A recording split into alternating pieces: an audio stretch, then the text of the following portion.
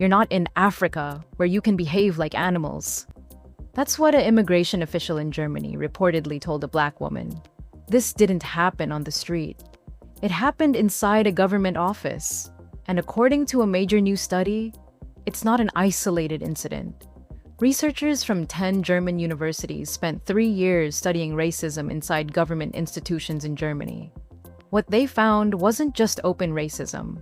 Most of it was quieter, hidden in everyday decisions: who gets help, who gets doubted, and whose case suddenly takes longer. Here's what racism inside government offices looked like in practice. Vietnamese women were often assumed to only want nail salon jobs, or suspected of trying to get pregnant by a German citizen to secure residency. Roma families were denied proper housing, and in some cases their children were kept out of schools because of stereotypes. Black people reported being spoken to with colonial-era insults. In a survey on Muslims, more than half said they were treated rudely. In one case, a job center worker questioned whether a woman wearing a headscarf even needed a driver's license.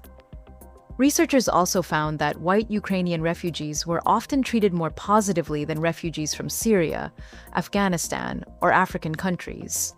Same offices, different treatment. The problem, researchers say, is discretion.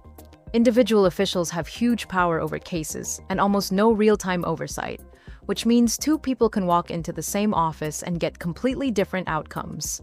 And if you want to report it, Germany's anti-discrimination law doesn't even cover government offices.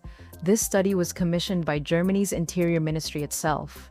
It became the largest study ever on racism in German government institutions. So, how did they respond? They said nothing and swept it under the rug.